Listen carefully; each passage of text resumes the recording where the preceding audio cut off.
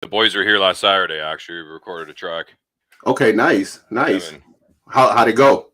Went good. Went good. I'm just mixing it down right now. You know how it is. Everyone comes by, the drinks start flowing. It gets a little Yes, sloppy sir. by the end. Yes, sir. It's always a good time, man. Too bad I can't rap. Yeah, yeah. Well, next time I know you're at Kaz's a while back, but I think that was like right in the midst of I think 4-month-old twins Yeah, mayhem. yeah. So how's that going? Keeping you busy? Oh, no doubt, man. It's going good now though. We got a routine going on. Okay. They're in bed by 7:30 each night, up at like 6:30 the next day. So I got my evenings back. Okay, cool. Sounds good. Yeah, yeah. Before it was like every 2 hours, up feeding because it's two, right? I just can't hand them off to my wife and do my own thing. I got to help out. So it's kind of like we're both single parents, to be honest. Oh man. So has that affected your routine at all? Like as far as preparing for school and your coursework and stuff like that? You know what? This year I'm actually doing pure Peel virtual school. It's the first. Basically, the Minister of Education mandated that every board has a virtual option. Okay. And last school year was just. I'm not gonna lie, it's absolute trash. It was called a hybrid system. So I had 20 kids in the classroom, 10 kids on the computer, and I was expected to teach both of them at the same time. And obviously the online kids are the ones that are missing out because Right. it's not like I'm chained to my desk all day. Like I'm getting up, moving around, Okay. conversing, helping out. So they always felt like they were getting left out. And then you got to plan activities that Mhm. include both of them. So not a lot of people are happy about that, teachers, students, or parents. So I guess the Minister of Education said every board needs an online option, and our board said, okay, we're just going to have a completely separate virtual school. Wow. So I'm working from home right now, so I got no Okay. commute. So that's been the work life balance. Otherwise, I'd be commuting like 45 minutes an hour into work each way. Um, so I do have some more time to prepare and stuff. So it's not really it hasn't interfered with that at all. Okay. Yeah, Okay. yeah. Other So than yeah, maybe, sorry. There has other, been a lot of talk about the kids who are virtual learning kind of get left behind. hmm Can you go more into that? Yeah. Well, if you want, I think we should start at the beginning when we Okay. switched to online. That first year in March, I think originally it was just supposed to be 3 weeks. I think we literally had 2 weeks added on to March break. You remember what it was? 1 week or 2 weeks to stop the curve or whatever Right, right. it was at the time. Yep. How wrong that was. But yeah, I think they just tacked on 2 weeks to March break, thinking this thing would be over. Hmm. When it was clear it wasn't over. Um, and this is what I don't like. Basically, if I get into it, you'll see just how much I despise the Minister of Education. He basically said whatever your mark was before March break, your mark cannot be lowered. Um, and rather than come online each day like a class, okay, log on. We use Microsoft Teams, but Zoom, whatever. Log on to the Zoom meet. You get your lesson. You do your work. It was you assign the kids the work to do, and you can't assign them more than if I recall correctly, like 3 hours of work per week per class. But the thing was, like March, that's only about a month into the semester. You've maybe done one major assignment, and Hmm. it's the first assignment. It's not like you're giving them the most difficult thing to do. Um, because at least me, like things gradually increase in difficulty Right. throughout the semester. So the first one's pretty easy. Like I had a kid who just nailed the first assignment. I think it was a grade 12 college English course. He got like 80 something on the assignment. I didn't see him again. He didn't hand in a single thing for the rest of the semester. And he finished with an 80 something because that was his mark on the first assignment. So right there, expectations plunged Yeah. big time. And that carried over into the next school year when this is when the hybrid thing started, but most kids were still just learning from home. I think in my classes, maybe like the first day, like two showed up in class and then they just went online from home every day after that. And again, expectations were just so low, and they had these things called quadmesters. So instead of a semester with 4 classes, second semester your other 4 classes, it was quadmesters. So basically, rather than a 4 month semester, it was a 2 month semester, and you only took 2 classes. The thing is, you're speeding so quickly through those classes. Like I Hmm. probably had to excise maybe 2 units in each of my classes. And again, the expectations are so low. Oh, it's the pandemic. We don't know what's going on, and I get that to an extent, but like when I was on Twitter, and like I got out of that cesspool Hmm. because not only just the fear mongering amongst Yeah. teachers with COVID was just off the charts, man. And Yep. they sucked me into that for a bit too, until I'm just like, okay, I need to get out of here with all the doom scrolling. Yeah. Yeah. For sure. And then once you get out of that echo chamber, you're like, okay, these people are making like okay. At one point, okay, maybe COVID was serious. I think the lockdowns, that's something we can talk about too, went a little too far. Like Ontario shut down schools more than any jurisdiction in North America. Yeah. Yep. But yeah, just the fear mongering going on, and I would see people like teachers on Twitter like you shouldn't be failing any students in your class because of the pandemic. I'm thinking this kid's never shows up, hasn't handed in a single thing. You're telling me I'm going to pass them with a 50? Like, okay, I get there's extenuating circumstances, but at some point, like I doubt these circumstances are preventing you from logging on for 2.5 hours a day to go to your class. Hmm. So yeah, the expectations just dropped big time, man. And I find now again, I'm teaching virtual school. It's something I signed up for, but these kids, like, I'll tell you, I've never had to make this many phone calls home about kids not showing up, about not doing work. Like I think in 2 classes just yesterday, because I'm a bit of a dick, I told them, if you haven't been showing up or doing your work, I told them straight up, I'm ruining your March break, and I'm making all my phone calls Friday. And I said, at the end of the day, that's on you. You're the one who didn't decide to do nothing. So now you have to Right. work over your March break. Yep. And like literally each class, I had to make like 10 phone calls home because kids either aren't attending or aren't handing anything in. Hmm. Even last semester, our kids who would never show up, never hand their work in. And then like literally the last week, they're just trying to get as much stuff in as they can, just to skate by with that 50. That's how low these expectations are. And I hear from other teachers as well, like teaching grade 12 courses. And thank God I'm not teaching any grade 12, because basically they're just groveling for marks the whole time. Mm. Oh, I need this mark to get into university. Right. Why aren't you giving me this mark? Well, it's like, well, because you never earned this mark. Right. And these kids, they were looking them up. They were getting like 90s in grade 11. And now these teachers are assessing their work, and it's like 70s at best. It's like marks have been Wow. inflated, expectations have been lowered. And even in like a bricks and mortar building, like last year when I was like at an actual like school, just the self-regulation was off the charts. Like kids just roaming the halls, all kinds of fights, like Damn. vandalism. It's like they were like locked down for these 2 years, cloistered in their rooms. They've now been released into the wild, and they're just going nuts. You know what I mean? And I get Yeah. it. And again, it all comes down to just those, well, first the ministry mandating these lowered Hmm. expectations, Now, are us teachers following that, and mhm, again these lockdowns keeping them inside and not having this social interaction. right? Have the universities adjusted to these lower expectations as well, or no? Nope, not from I've heard. Oh. So they're going to be in for a rough surprise. And this is the thing. I was told this in a PD a few years back, because we're always saying like, well, how are we preparing them for the real world? How are we Mhm. preparing them for the workforce when you can hand in your work 3 months late without penalty? How are Yeah. we preparing them for university? And the answer is from the board people, our job isn't to prepare them for that. So we are basically just inculcating failure into these children by making them think that deadlines don't exist. Hmm. You can hand stuff in whenever you want. You can put in a minimal effort and achieve a high result. And dude, just the amount of plagiarism, man, since the I bet. pandemic has started is off the charts. And it's been like this even before the pandemic.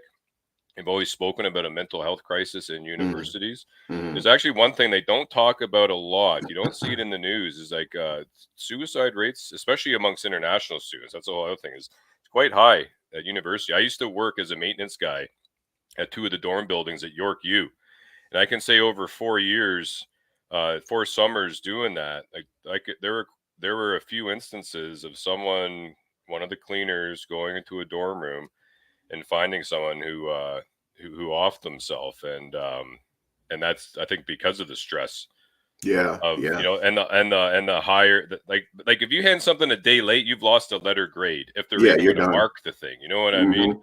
Hmm. Um, there's no That's such if thing they as a even take it. That's if they even take it. There's no such thing as practice. It's basically, here's your assignment. It's for 20%, 30% or higher. Okay, good luck with that. Come meet me in my office hours if you got some questions. But it's not like the hand holding that there is now. And these profs ain't going to chase you if you're not handing something in. Mm-mm. Like the amount of work downloaded onto us to like, it's literally talk to the student, call home if that doesn't work.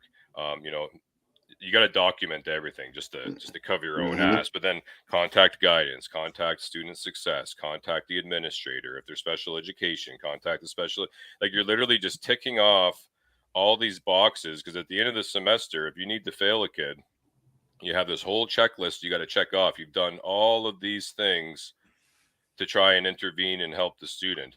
And if you're not doing those things, basically, this kid could have shown up maybe 2 times and handed in nothing, and it's still going to fall on you unless you're ticking off all these boxes. Like, they almost make it in such a way that it's so much work. It's like they almost hope teachers will just skate them by with a 50. That has to put an incredible amount of pressure on you guys. Oh, like I said, this year at this virtual school, I've never had, like, I'm literally, like, yesterday, because we have the option to make the classes asynchronous, meaning, like, okay, here's the work independently. Hmm. I just had a catch up day. Again, there's so much missing work. I'm like, okay, catch up day, hand anything that's late. Um, I'm here if you want a conference, go on Zoom, send me an email, whatever, but you can just work independently to get caught up. And I literally spent all day calling home, making emails, and putting the notes into the system. Like, it was literally probably about 6 hours of just calling home and documenting. Oh, Yeah, yeah.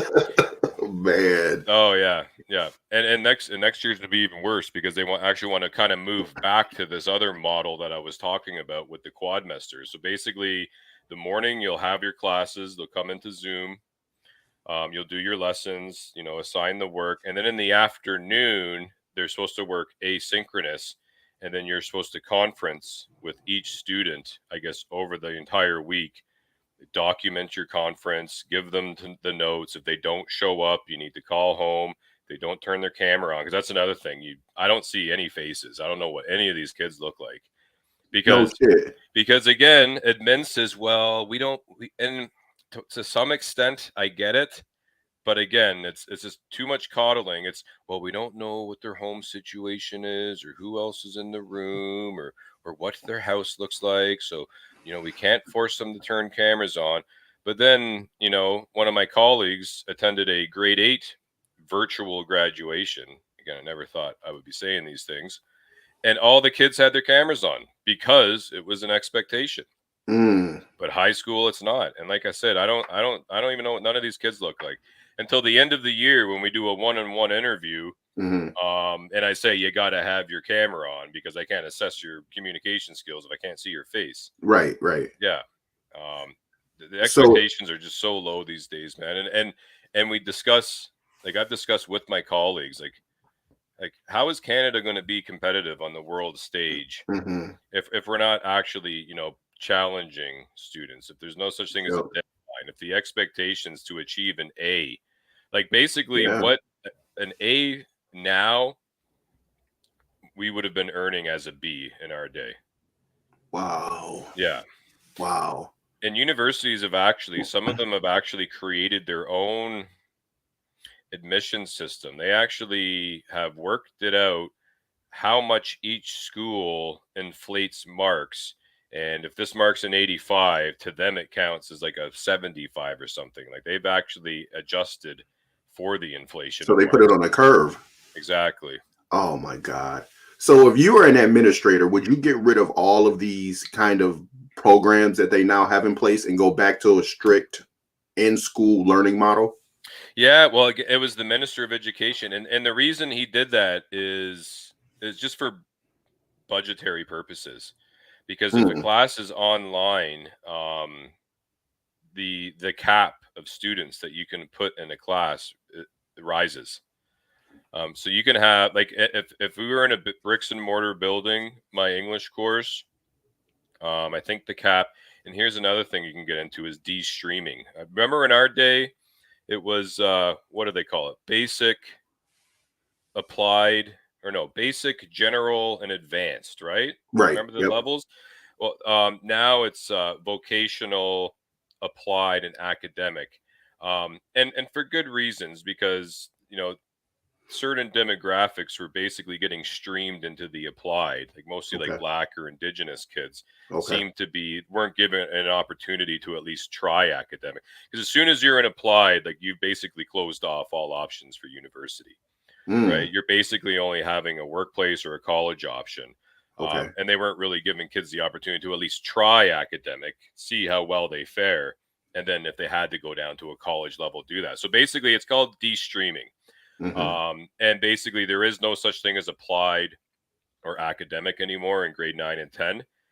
They're all put in the same class, and that has its own challenges too because there's a lot of varying I guess skill levels and I guess behavioral issues. But again, the ministry didn't do that for some benevolent purpose. They did it because applied caps is 22 students in a class, academic caps are 28 students. Well, Mm, they've merged those together and the cap no. is 28. So Okay. that means that for each class you've merged, that's six less students per class. Add that up. Well, now that's less teachers you need. Now they're Mm, saving money.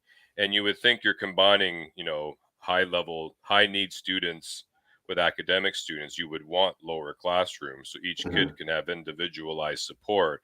But no, that was basically just monetary. Okay, well, we can just combine these together, use the upper limit of the cap, and save some money by cutting some teachers. So that's the first thing I would do is make sure those class sizes are lower, Okay. because private school, that's the big selling point: Yep. smaller class sizes, Yep. more one-on-one support. Hmm.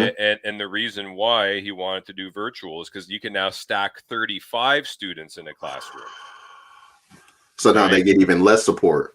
Now they get even let dude, it takes me 2 days just to have a 5-minute conference with each student in my class, right? So In how are fact, the parents? Are they, like before, like you said, you could call a parent in. We need to have a parent teacher conference. Now hmm that their kids are learning from home, are they more receptive to your calls or are they more dismissive? well, it's a little more difficult because I'm calling from a private number now, so most of them don't pick up because they're not seeing the Uh, school name. They yeah. have some app or something I can use. I'll be honest, I haven't set it up. It's just a lot easier. It's a lot easier. It's just easier to dial a private number when I Yeah. talk on my cell phone. You know what I mean? Yeah. So email has been the best way. And Okay. you know what? Even before when I was calling from a school, you were lucky to get a pickup during the day. Mm, Most people are at work, right? So now I just send an email and say, just give me a good time. I can call you back and a number. okay. Um, and it's been like this since the beginning of my career. You got some parents who are right on it, oh, Hmm. very thankful that you've gotten in touch with them, and then like, okay, we're gonna get on this. We're gonna make sure they're on their homework, do this and Right. that. Then you have some students, they may never come to class, hand in work. You're calling, you don't hear a word back from the parents. Yeah. And if I can be honest, there's a pretty strong correlation between a disengaged parent with their child's education and that child's performance. Yeah. Of course. Yeah, yeah. Like I even seen it when I taught a vocational class, or in our day it would have been called the basic class. Like we're Hmm. talking like very high need students. It might be a grade 10 class, and some of them might even be illiterate or reading at like a grade 2, 3 level. Hmm. Um, and not saying all of them, but some of these parents, you would, if you actually did get the opportunity to meet them, you kind of understood.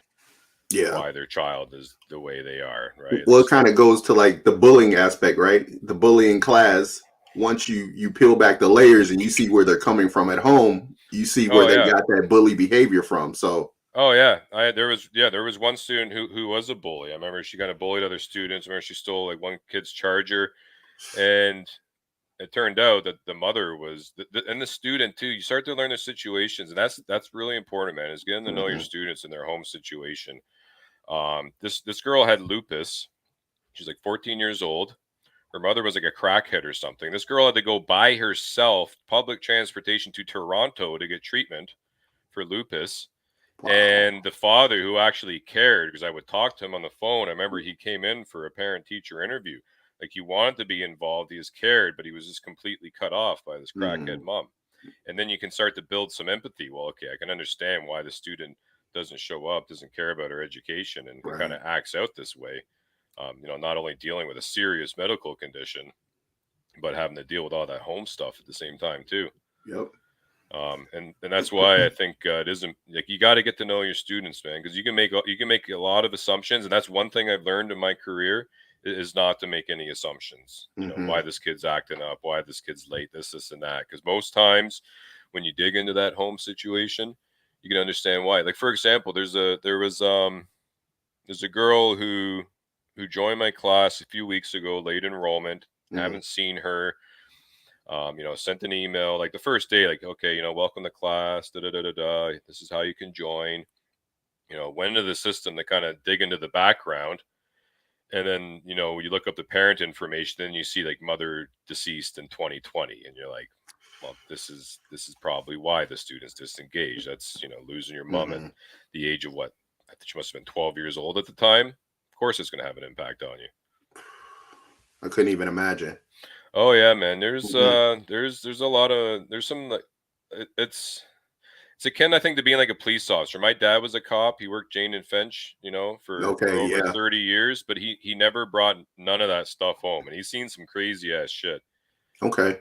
Crazy ass shit. Like he's seen guys with their heads blown off with shotguns, people jumpers jumping off buildings. He even went to like a small plane crash and saw like charred corpses. And he never brought.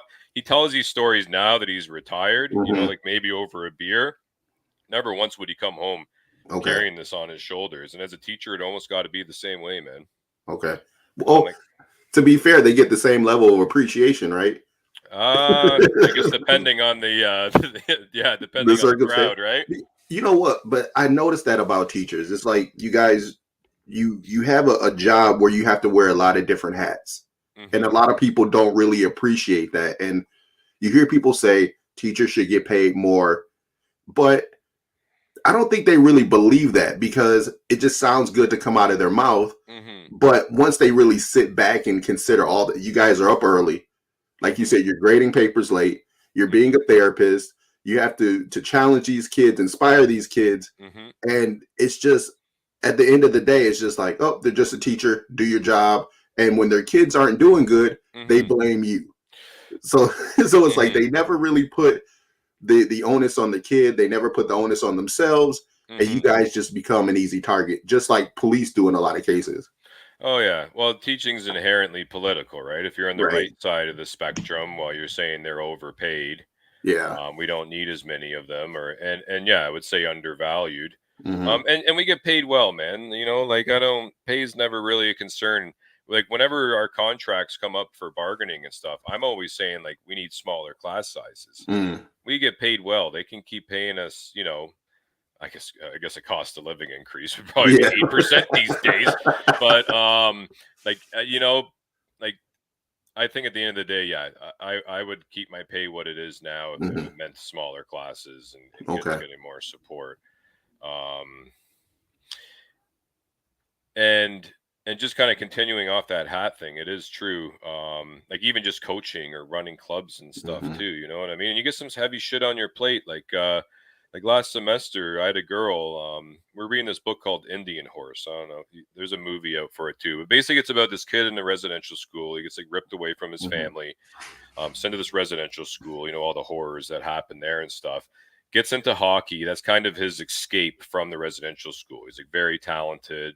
Could have made the NHL, but all these past traumas, which he had kind of repressed, start to come back.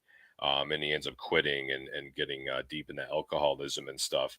And Hmm. it turns out that the priest that got him into hockey to begin with was sexually abusing him the whole time. This was the book. I give the students usually a few options to read, but then I had a student come to with me to a meet because they were working in groups. They had different roles. It's called like lit circles. They have different roles each week. They read a section, share their roles, etc. And this Hmm. girl said, like, do you think it would be too much if I told my class that I've experienced sexual abuse too? And I was like, whoa, Hmm. okay, like, is this like? Does your mom know about this? Like, is this something that has been resolved? And no, I was like literally the first person to learn this. Like, this girl Damn. basically revealed it to me. Yeah, man, it was heavy. And this was like the Thursday before Christmas break too. And as a teacher, I have a legal obligation to Hmm. immediately inform child like Protective services. Yeah. exactly. Um, and I had to tell her that, like, and it was sad because her main concern was like ruining Christmas. She didn't want to ruin Christmas Oh man, that's a for her heavy thing to family, and it was burden. heavy, man. Especially as a father of twin girls, right? Hmm. They're I think at the time maybe 6 months. It was, yeah, man. It was tough, but again, you have your moment, but then kind of maybe I learned this from my old man. You just kind of got to leave that behind. Yeah. At the Yeah. not leave it behind, but just leave it at the door uh, during Christmas break. Like, you don't want to be ruined on it the whole time. Yeah. And like, obviously, Christmas ends, you follow up with the girl, make sure everything is okay, which everything was trending towards okay. I'm not going to get into the specifics of it, but Okay. yeah, man, to carry that to like, and some of my colleagues were saying, oh, well, that shows that she trusts you, Hmm. and Hmm. sees you as a caring adult, that they reveal that to you. I'm like, yeah, that is, but well, you never want it. That shouldn't. Well, that shouldn't be happening. B, you know, yeah, man, no, it's just rough. I don't think a lot of people realize that, dude. My first day as a long-term contract teacher, because you always start off as a supply, right? Some Okay. people supply for friggin' years before they get an LTO. That means long-term occasional. That means, okay, this teacher's on mat leave for a year. I'm going to take her class until she gets back, and it's basically contract work until you get on full time.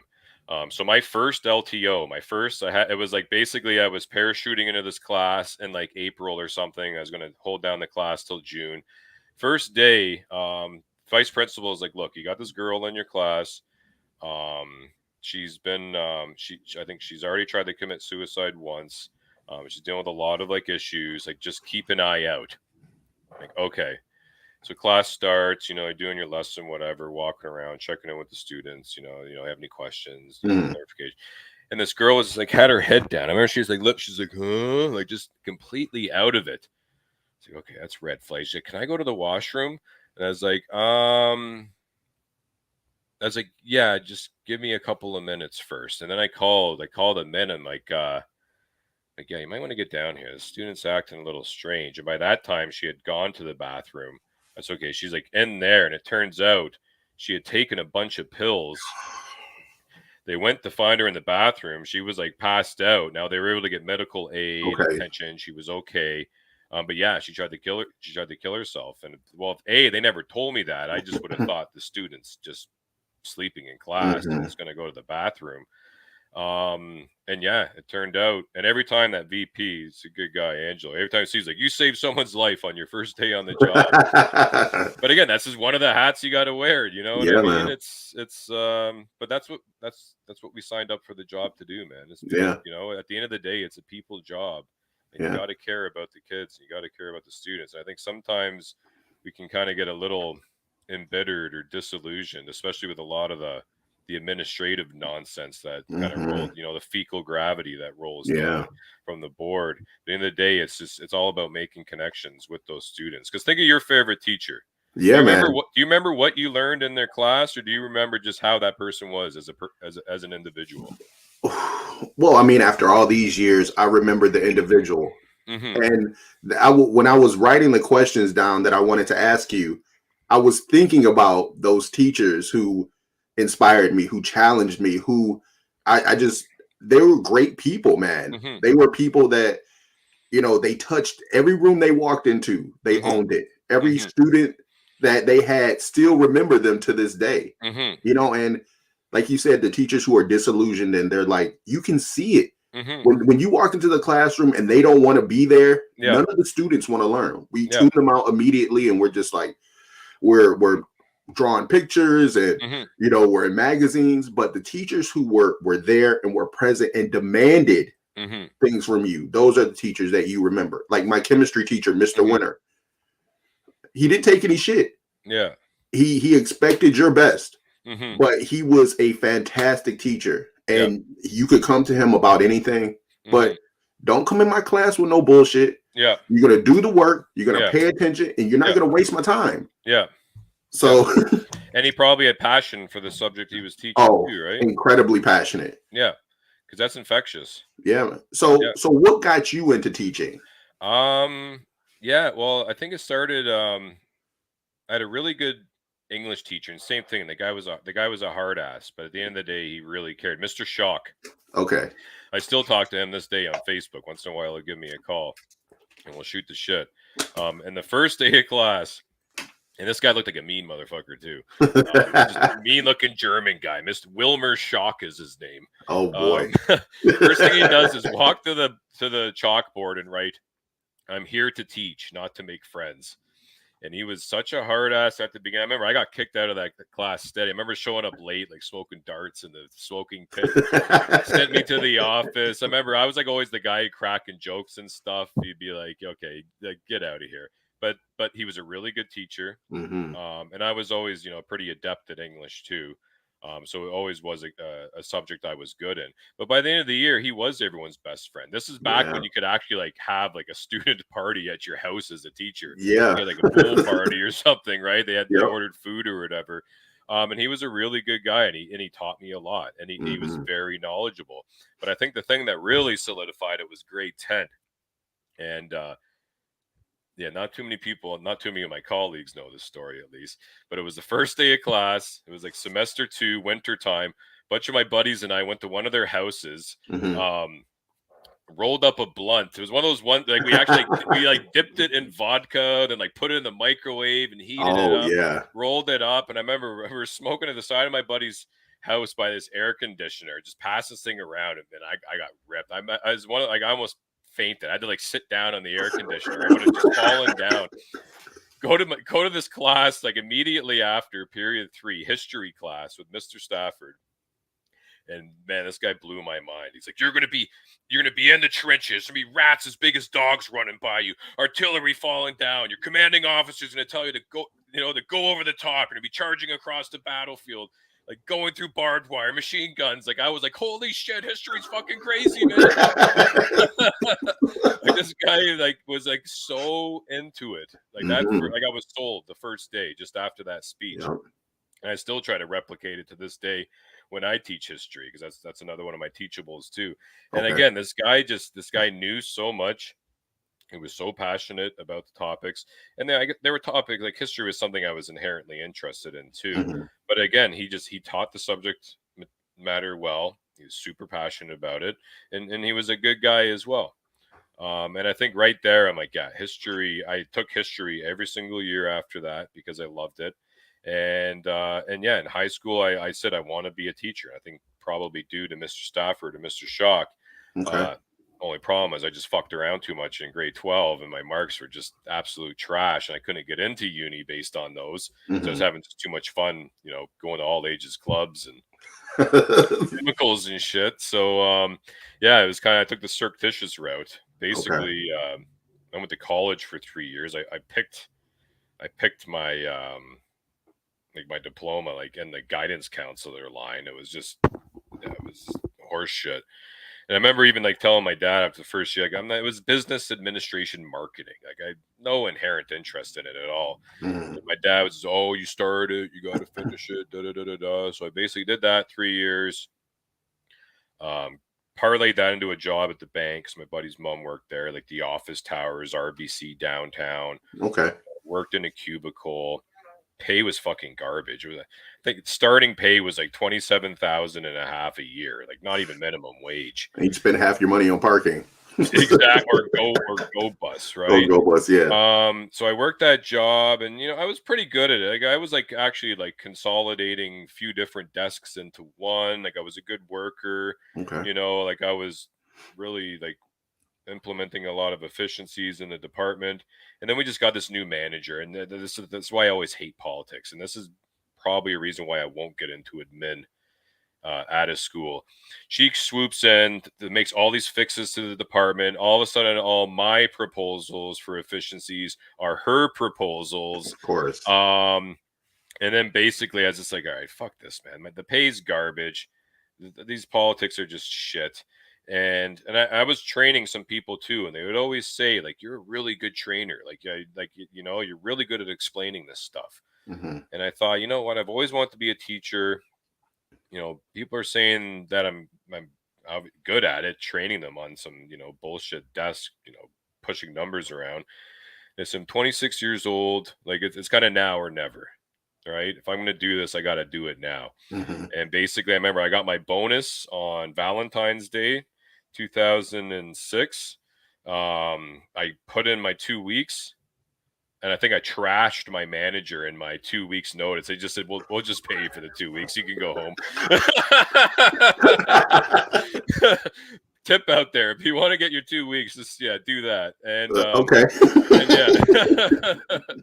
And then just applied as a mature student into English and history at York. I had to Okay. write some letter about, because my marks again in college were pretty shit too after that first year when I had no more interest in it. Hmm. And just had to write, some, oh, I'm going to do better. Da, da, da, da, da. Yeah, got into the program, got in the teachers college because my marks were good enough first year. And yeah, man, never looked back after that. It worked out. And I was one of the lucky ones. I had my convocation. Next day, I had an interview with Peel District School Board, and I got on. A lot, Nice. lot of peeps got to go to like Asia, like China or Japan or South Hmm. Korea or England, which is an absolute dumpster fire from what I've heard. Well, I'm I sure. Oh well, it's privatized, right? So all the native English people are working in these posh private schools, Mm, and these inner city schools is where they bring all the foreign teachers in because no English teacher will touch that shit. mm. So I actually had an interview. I'm like, why don't you have English teachers working there? And she would not give me a straight answer until I had to dig into it myself. And yeah, man, I got lucky because by that time I was 31 years old, right? Okay, yeah. I had been with my now wife at that point for 6 years, and she had basically held it down, working, Hmm. taking care of rent, all this while I was going to school. And to be like, all right, thanks, I'm out. I Nah. didn't really want to do that. Yeah. So the stars just aligned for it all to work out. Yeah, man. Yeah. Well, I mean, that's one thing that I kind of I feel bad for the kids now. Like we were talking about before, how you had these interactions with these great teachers. Mm-hmm. They're missing out on that interaction. They're also missing out on the social aspect of school. Mm-hmm. Just interacting with other kids all day, Mm-hmm. interacting with adults, various staff. Mm-hmm. I can't help but to think that through COVID, we're just kind of engineering some like socially deficient kids with low expectations. Yeah. Like, so I guess that leads to my next question. Mm-hmm. Now that you're a father, Mm-hmm. has that changed your approach to the kids? Are you more patient? Are you more empathetic with them? I mean, even going through the distance learning concept. Yeah, I think I've always been that way, and I think as a teacher, you always got to be reflecting on your practice Hmm. and seeing maybe where your blind spots are, or the Okay. areas that you can improve. And something I was working on, I mentioned it before, was not making assumptions. Hmm. Um, like if a kid was late before, I would just like call him out on it, like in front Mm, of everyone. Where now I'll kind of be a little more tactful about it, unless I know they're just fucking around it. So they at some point in the semester, like okay, this kid's just showing up late because they're yeah. smoking a spliff with their buddies behind the dumpster. But at the beginning, okay, like speak to them privately, not make assumptions, but just be like, oh, everything okay? Is there the reason why you've been coming late Hmm. lately? And again, I think when they do trust you, they'll tell you the reason why, Yeah. right? So I think it's just being a little more tactful with how you Okay. approach certain situations rather than just jumping all over them or making assumptions. Okay. But I think, yeah, since so I've always kind of been that way, but I think since the twins came, yeah, I definitely am a bit more empathetic. Yeah. And I try to approach things a little more tactfully when I don't have all the information, Hmm. you know, because the worst thing is to make an assumption, um, and then like you're never gonna win that kid back over again if you're just calling like maybe they like I said they got some home situation Hmm. you don't know about, right?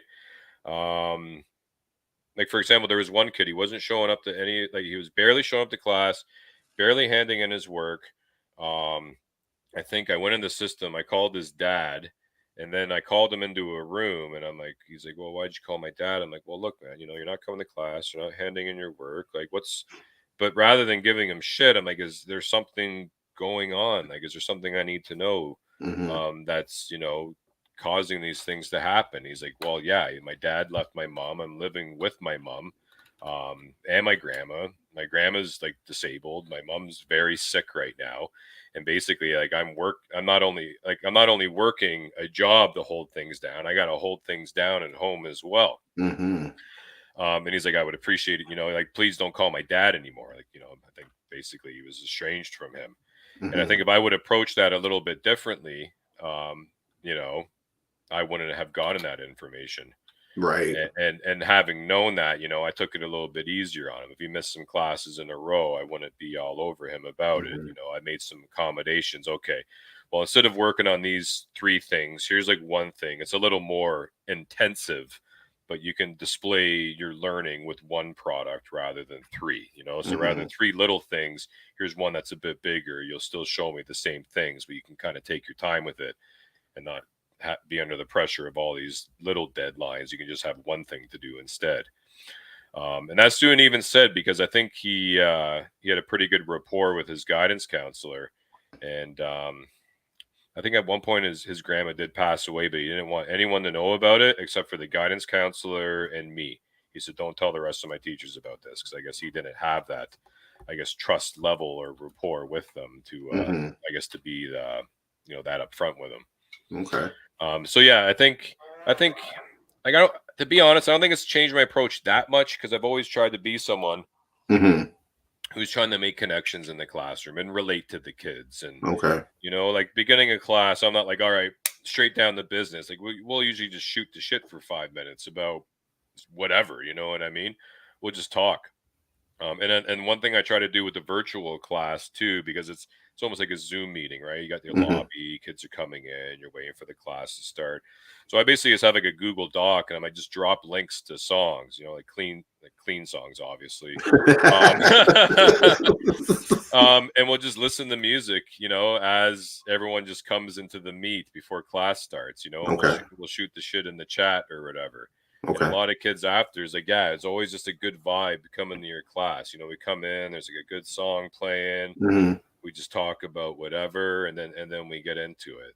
And like Okay. we said, I think those are the teachers you remember, the ones that had a good vibe, the ones you Yeah. could relate to. Um, like I said, I think that's almost more important than what you're teaching. And I got passion for my subject matter too. Yeah. Like English, I've published short stories. Okay. Like I'm a published author, so like I know what I'm Nice. talking about. And B, I got passion for it. You know what I mean? Talking Okay. about it, teaching it. History is a whole other thing. Like I nerd out on history podcasts, and Okay. I could talk about history all day. So they're like I said, they're topics that I have passion for, and I get into it. You know what I mean? I'm not like that teacher. What is it? Ferris Bueller, just monotone. Like seems like he could be 100 places other than the classroom. Hmm. And yeah, I think just that, being knowledgeable, having passion for that subject. But I think, like I said, at the end of the day, it's a people business. Yeah. You can know everything about a topic, but if you're not relating to those kids, If you can't deliver it. yeah, because think of Yep. your favorite teacher. You wanted to work for that person. Like you wanted to. You Yeah. didn't want to let them down, Yep. Yep. and And you you were were doing at it. home. I remember being at home like, oh man, I don't want to you don't want to have that talk, right? Yeah, It's like you don't yeah, want to walk in there and they look at you with that disappointment. They're like, hmm, man, I expected so much from you and you let me down. yeah, yeah. So yeah, man. Because it's a Totally. balance. Like they say, oh, you. Because remember, someone would give me advice. Like when I was a student teacher, like getting Hmm. trained, and they're like, oh, you're not like, don't be their friend or whatever. And on some level, like I get it, right? There needs to be a level of respect, Yeah. and like decorum. But on the other hand, like I kind of see it as like that cool uncle who will lay the hammer down if he Yep. has to, Yep. but you can just shoot the shit about whatever too and have a good time if you want to as well. Like Yeah. it's all about just having boundaries, lines, keeping them in check, being consistent with it. Hmm. But again, it's having a good vibe in the class as well. And a lot of kids thrive off those boundaries as well. They'll tell me that because I like doing like surveys at the end of the year. Okay. Rate me as a teacher. What did I do well? What can be improved? What would you like about the course? Da da da da da. Hmm. And a lot of them would say, like, yeah, like it was a chill class, but you were strict. And I liked that because I knew that there were certain, boundaries I couldn't Yep. pass or other kids couldn't pass either. Hmm. It's a balance, man. It's like anything in life. It's a fine balance. You Yeah, don't of want to be course. too friendly with them. Then they won't respect you at all. Right? And you'll Exactly. never get it back. You don't want to be like a hardcore disciplinarian, like warden, right? But you need to find a because then again, they're gonna hate being there, right? It's gonna be a jail. Hmm. Yeah, it's just finding some sort of synthesis between those two things. So, what are some of your goals long term? I mean, I'm sure you have a long career ahead of you. Yeah, about 21 more years. Not that I'm counting. So, I know there has to be some things that some goals you've set for yourself that you want to meet as you progress through your career. Yeah, some of them I have gotten. Like I still want to get my specialist in English and history. And what does that Um, mean? it, for most people, it means a raise in pay, but because I have a college diploma, I'm already like kind of maxed out on the top tier. Hmm. To open my options for admin, I don't know if I want to do it. Like my last principal, he was a good guy and he was really kind of pushing me to get into it. Um, I think you should, man. I really think you should, bro. it's that politics though, man, and that fecal gravity. But I mean, sometimes you need someone to come in and kind of stir the pot a little bit. And I think that you have a relationship or you have a relatability with the students that you can shake things up and still have, other students and the faculty on your side with things. I know I could do that. It's the top down shit that I don't know if I'd be able to Oh, deal with. The people yeah, on board level. yeah. Because if I could be honest, like yeah, we got like there's some good people in the min role, and I'm not going to paint them all with the same brush. Hmm. There's people who take a different approach than the principal. Like I couldn't even tell you the name of any of my principals. The VPs, yeah, because they were a little more Hands on. involved with the Yeah, student, where the principal was kind of more just like I think like a manager, right? yeah, yeah. Where like my principal at my last school, like open door policy, you could kind of speak to students could speak to him whenever,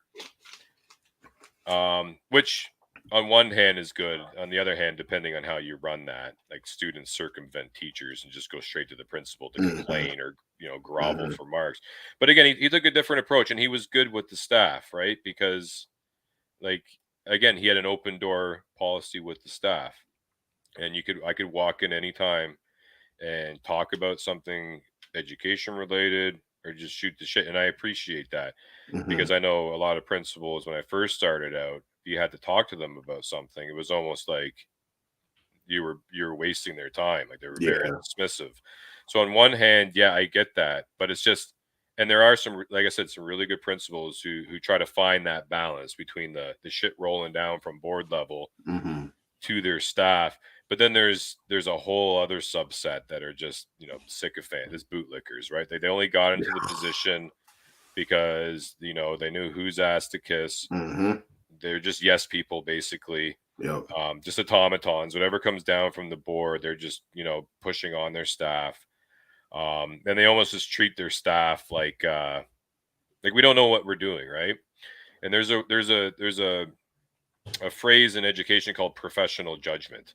And that's one thing that we're always trying to keep intact, is our judgment as professionals, because all of us have 2 university degrees. It's like we're Okay. just walking in off the street becoming a Yeah. teacher. Right. Like we did 4 to 5 years in an honors program, and then another 1 to 2 years to get our Bachelor of Education. Like we're educated people. We're Mm-hmm. professionals. Right. And it's just been a slow kind of erosion of that professional judgment, Mm-hmm. from board level on down. And the board people are taking their marching orders from the ministry, right? Like I said, Right. fecal gravity, the shit just rolls all the way down from on top. And I just don't know if I would,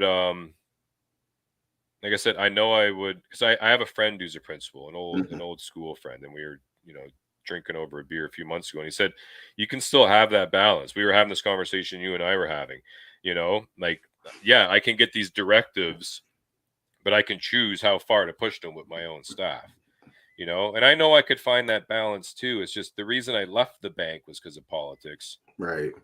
Like and I know, like I've gotten pretty good at just keeping my mouth shut, head down, do what I got to do, and not kind of wade into that too much. Um, But as a principal, you won't have that option. you won't have that option now. Look, like they get paid, they get compensated very well for what they do. Mm-hmm. And they got a lot of work, man. They got a lot on their plate too. I'm not going to take that away from them. Mm-hmm. Um, and maybe at some point I want to step away from the classroom. The thing is, Mm-hmm. once you become admin, you can't go back to the classroom because you're leaving the teachers union. You're joining the Oh. principals association. If you were to go back, you would lose all your seniority. It's not like your place is waiting for you either. So you Oh, make that wow. decision. Yeah, you got to be committed to it. Okay. Yeah. Okay. So that might Wow. be I that didn't might know be that. Yeah, man. Yeah, dude, even if you switch boards, if I were to go from Peel to like up, Dufferin where I am now in Orangeville, I Mm. would lose all my seniority. I would Wow. start So none right. of that stuff transfers over? Nah, man. No. So like right now, I've been a full-time teacher. This is my 3rd year. There's Mm-hmm. about 350 people behind me on the seniority list. So, when cuts happen, and we know eventually they will with, Mm-hmm. Doug Ford government, like I got a nice cushion behind me. If I were to change boards, I would be, yeah, first on the chopping block. Yeah. So yeah, if you make And you that can't decision, afford that right now. oh hell no. So yeah, if I were to admin as a yeah, that's a commitment, and that might be something down the road. Maybe I have 10 years left in my career, and maybe I need a break because there is Yeah. burnout, right? Being in the classroom. Because let's Mm-hmm. face it, like I do want to get back into an actual classroom, actual class, like a bricks and mortar Right. classroom when the girls, are in JK or whatever. But you always got to be on, man. Even virtual, it's like you're an actor, like you're a performer in a way, you know. Mm-hmm. And there's just some days where you just don't got it in you. Like everyone's got a bad day, you know what I mean? Where you're just Of not course. on. It's like I got to be on today. And there might become a time where I just, I'm burnt out from that. Maybe I do want to go into an admin role, right? Okay. Yeah. And for selfish reasons, the pay increases, and that goes towards your pension too. They take your best 5 years. If your best 5 years are as a VP or a principal, your pension's looking a lot nicer, right? Mm-hmm. But that wouldn't be the whole reason. Again, it would do it because again, I would hope to make a change. Mm-hmm. And like you said, I would hope to still have that connection with the students and be able to find some balance with some of the, the foolishness coming down from the board and trying to work that out with staff. But Yeah. yeah, I might just, get those specialist courses because you need to have that to become one, have that in Right. my back pocket. Okay. And like I said, I got a lot of good connections with people in admin, like I said, one of whom is kind of pushing me to get into it. So I'm sure if the time came where I did, I would have some people I could lean I on. mean, Principal Dennis has a good ring to it, bro. Right? Has a good ring to it, man. Yeah, yeah, yeah. No, that's definitely it's a consideration. But right now, I'm happy doing what I'm doing, man. Yeah. Yeah, yeah, most That's definitely. good, man. See, it's good to hear a teacher who really enjoys teaching. Yeah, like there's nonsense, but that doesn't outweigh, the connections you make in the classroom, Hmm. or even outside of the classroom, you know, even like especially running clubs. You build so many connections just through running clubs, or even like dude, my last school, I had two kids in my history class. We're still in like constant communication just via email. Like I don't even teach at that school no more, and they're shooting me, "Oh, sir, check out this history video," or how's everything going? How the twins doing? There were kids I taught at a school 4 years ago. I ran a Dungeons and Dragons club with them, and actually they're in university now, and they're actually doing their own Dungeons and Dragons on their own time.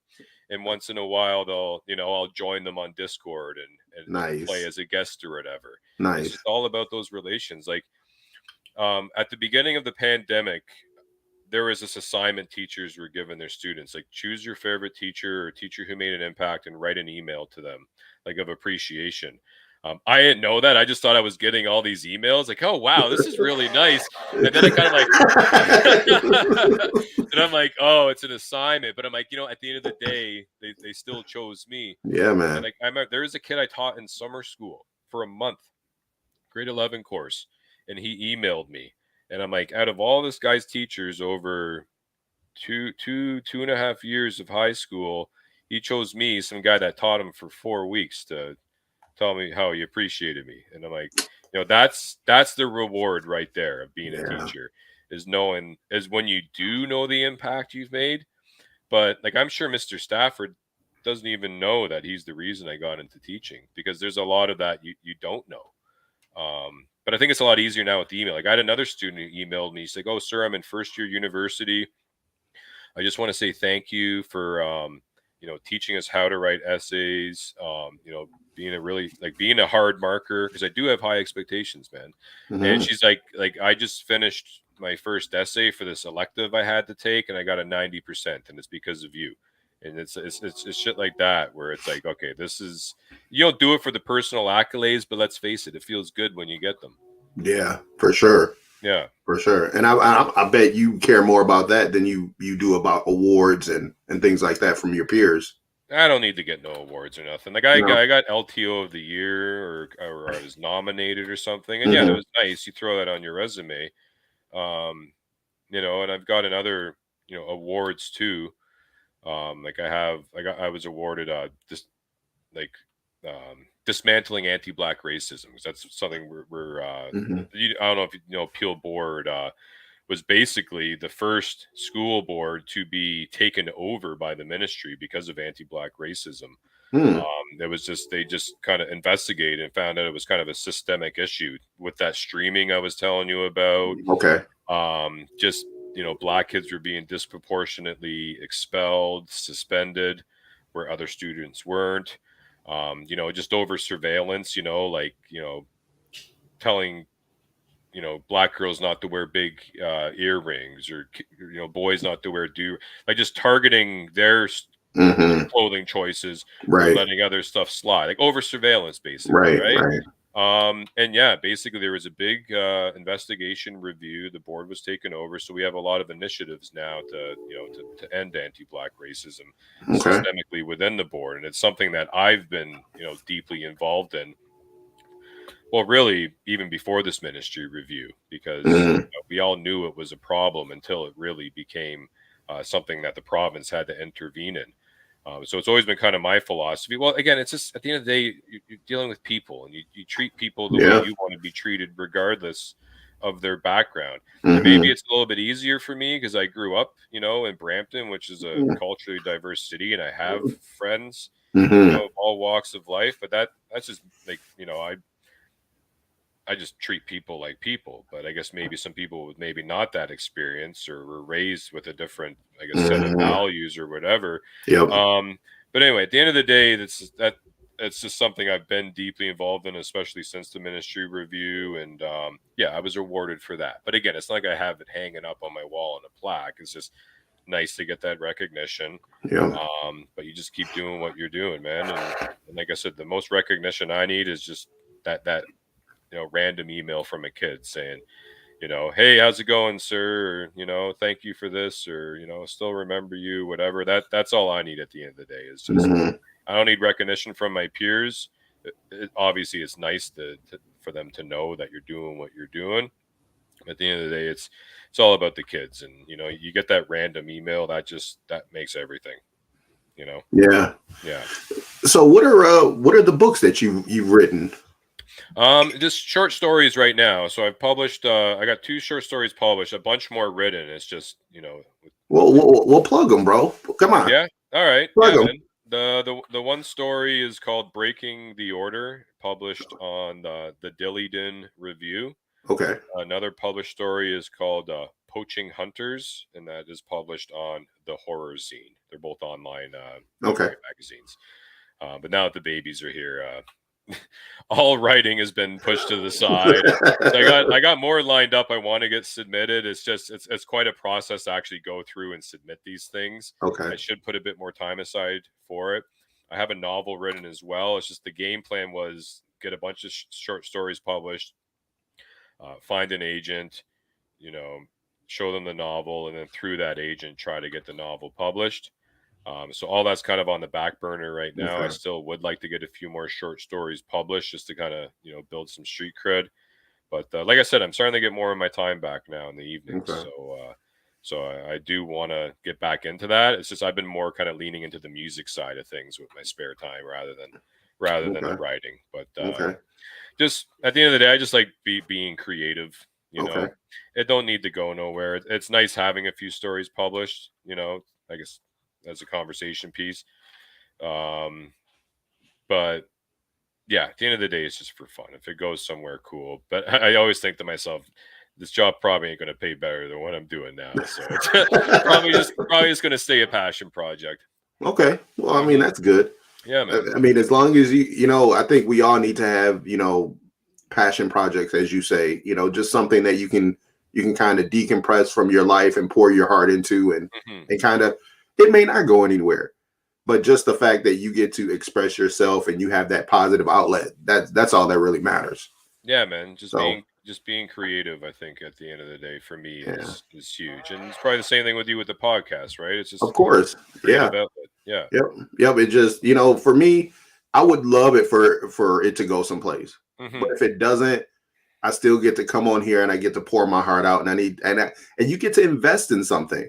Exactly. Sometimes just being consistent and seeing something grow, even if Hmm. it's just a little bit. Like, Yeah. I watch my downloads. They're not Hmm. high, Hmm. but this week's had more than last week's. Yeah. So it's like I'm reaching more people, and it just inspires you to keep going. And you're having So fun doing it too. and you have a blast doing it, man. Yeah, yeah. It So sounds lame, but that's at the end of the day, that's what matters, man. yeah, If you're and I not enjoy having fun doing this, then why are you doing it? exactly. And Yeah. then I get to talk to people like you who are just normal everyday people like me who have a story to tell. Hmm. And if I get to spend an hour or so with you, just kind of going into your background and learning more about you, that just expounds on the relationship. So next time I see you, we have more to talk about. Exactly. So Yeah. Hopefully sooner than later, man. Next time you reach up our neck of the woods, definitely gonna roll through. for sure, for sure. Yeah. I'll be sure to keep you in touch. Yeah, Well, man. I'm not going to keep you. Thank you so much for coming on. I really appreciate you giving me some of your time. And next time you're on, hopefully you'll be Principal Dennis. Yeah, we'll see. Yeah. I'll come up with a suit and tie. There we go, man.